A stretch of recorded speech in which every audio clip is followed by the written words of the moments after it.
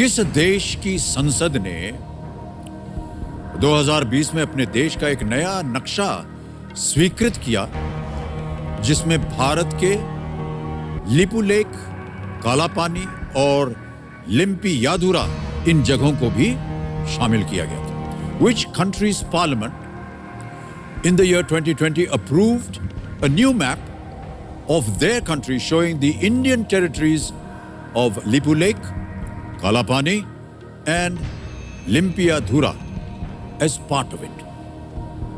Option सुनिए. A. Bhutan, B. Nepal, C. Myanmar, D. China. ये आपका क्वेश्चंस पूरी तरह गलत ही नहीं, बकवास है सर। ये सिर्फ भ्रम पैदा करता है। आपको किसने बता दिया है कि लिम्पियाधुरा, लिपुलेख या काला पानी भारत का हिस्सा था? समाचार पत्रों में भी था, इसकी चर्चा हुई थी। समाचार? सर आपको क्या लगता है न्यूज में जो दिखाया जाता है वो पूरी तरह सच होता है? वो भी वो न्यूज जो आपके देश की गोदी मीडिया बनाती है। पूरा विश्व जानता है सर आपके देश की गोदी मीडिया की गंदी गंदी हरकत है। वो लोग टीआरपी के लिए अपनी माँ बहन का बलात्कार करके उनकी भी न्यूज़ दिखा देंगे और आप बात करते हैं समाचारों में आया था।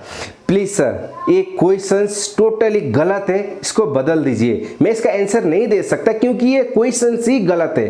तो इस प्रश्न को हम बदल देंगे, लेकिन जाने से पहले हमें अपने दर्शकों को और सबको बताना पड़ेगा जो भी कि इस प्रश्न का सही उत्तर क्या होना चाहिए। जब क्वेश्चंस ही गलत है तो आप क्या इसका उत्तर बताएंगे जनता को? ये सिर्फ भ्रम पैदा करेंगे।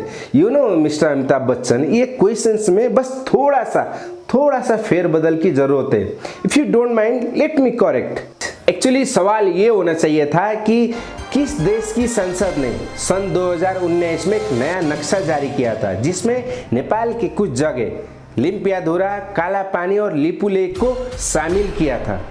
Which country government in 2019 represent a new map of their country showing the Nepal territories of Lipulekh, Kalapani and Limpiyadhura as a part of it?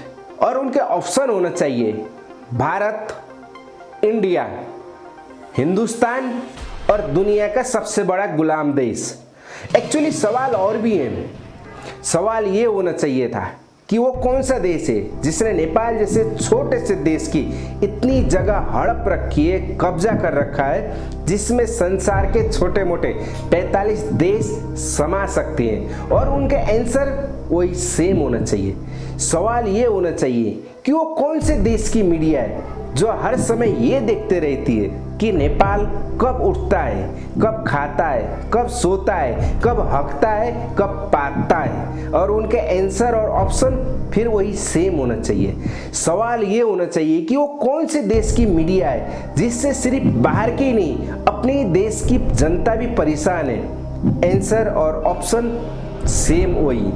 You know mister Amitabh Bachchan, अगर इस सवाल को आपकी कोई गोदी मीडिया करती या फिर आपके कोई बिकाऊ पॉलिटिशियन करते ना तो शायद हम लोग इसको नज़रअंदाज कर देते क्योंकि हम लोगों को इसकी आदत पड़ चुकी है। लेकिन आप जैसे सज्जन व्यक्ति जिसकी हम नेपाली बहुत इज्जत करते हैं, बहुत से नेपालियों के आप आइडल भी होंगे, आपको बहुत प्यार करते हैं, उनमें से एक मैं भी हूँ। इसलिए आप जैसे व्यक्ति से इस तरह की घटिया हरकत की उम्मीद नहीं थी। मैं ये भी जानता हूँ कि इसमें सिर्फ आपकी गलती नहीं है। आप एक एंकर हैं, चैनल वालों ने आपके हाथ में एक स्क्रिप्ट थमा दी और आप उसको पढ़ने लगे। लेकिन आपको ये भी नहीं भूलना चाहिए कि आप कोई मामूली व्यक्ति नहीं है। आप जो बोलते हैं वो एक पत्थर की लकीर जैसी हो जाती है, रिकॉर्ड में दर्ज हो जाती है, लाखों लोग आपको देख रहे होते हैं। सो ऐसे शो में ऐसे कोई भी क्वेश्चंस पूछने से पहले उसकी सच्चाई क्या है उसके बारे में थोड़ी सी रिसर्च आपको करना चाहिए। और ये आपकी जिम्मेवारी भी है कि लोगों तक गलत मैसेज ना जाए। So I am sorry mister Amitabh Bachchan, आपका एक क्वेश्चंस गलत है। सो मैं इस शो में भाग नहीं ले सकता।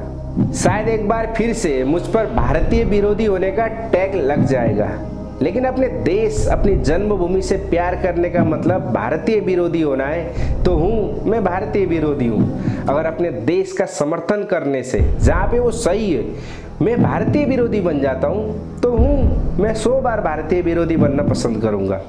अगर कोई मेरे देश के खिलाफ बोलता है, गलत बात है, और उसका मुंहतोड़ जवाब देने से मैं भारतीय विरोधी कहलाता हूँ, तो मैं 1000 बार भारतीय विरोधी कहलाना पसंद करूँगा।